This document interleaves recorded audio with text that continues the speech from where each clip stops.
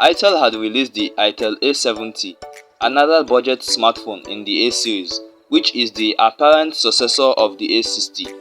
And we're going to see what makes this phone tick. But first, I would need you to hit that subscribe button so you can see more great content coming your way. Firstly, let's talk about the design, i.e. the build quality. Once you whipped out of the box, you can see something quite familiar. Does anyone remember this design, huh? It's a funny design replica of the iPhone 15 Pros, and though it's quite confusing how Itel chose this type of finish yet again, because it's what their S23 Plus look like, clearly. But I guess Itel believes that this is the design 90% of people like and thus boost their sales. And they well knit at it. It's basically a plastic back and frame, but with the way it's actually packaged, it doesn't look like something which is cheap. The front and back are flat, but the back is still a little bit curved, which does make gripping it comfortable. Okay, let's talk about the display. It's a 6.6-inch HD Plus IPS panel with a 60Hz refresh rate and a quite underwhelming 500 nits of brightness, which, though it's pretty capable in indoor use, is not for outside use at all.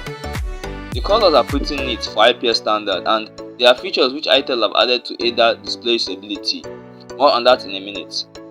The software is Itel OS slapped on Android 13 Go Edition, which is actually a lightweight version of the actual Android 13 scheme, and though it has ads and a few bloatware, some things are still pretty good to see. One is called Dynamic Bar, which is an exact copy of Dynamic Island, which was introduced to the iPhone 14 Pros last year, as well as Itel's very own S23 Plus, and it does have the basic features like spreading apart to display incoming calls, charge animation, etc. And for me, I do think it's really cool. It's another reason why people will want to go for this phone. And diving further into the experience, you see a bunch of wallpapers which mimics that of the iPhone. And if you are talking about the performance of this phone, I want you to keep your expectations to a minimum. The Itel A70 is powered by the Unisoc T103 octa-core chipset, which is on the entry-level side. You should actually expect flagship level performance from a sub $90 device. And it has 3 or 4 gigs of RAM, which can be expanded with another 3 gigs via memory fusion, which shouldn't be a hit to storage because there's 128 GB here, which should be enough.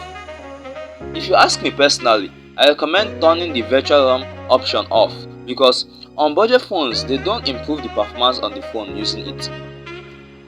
So the Itel A70 has a 5000 mAh battery which should last you the entire day of moderate usage, as well as Type-C charging.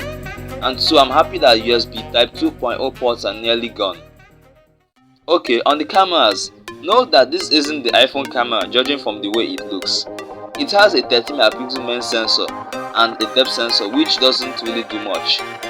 The photos should be okay in good lighting conditions, and the video is capped at 1080p. There's also an 8MP selfie camera which isn't as good as the rear camera in quality, and it shoots 720p video which should be okay in good lighting conditions as well. So if you break it all together, this sub $90 phone might not be the best at what it does, but at the same time there's so much goodies like the dynamic bar and the USB Type-C that I recommend this phone to anyone who's looking for the best value on a tight budget. If you enjoyed this video, do like it and smash that subscribe button. Also, don't forget to turn on the notifications to get notified about my future videos. Thanks so much for watching. I'm Hilary, this is Harry21, and I'll catch you in the next one.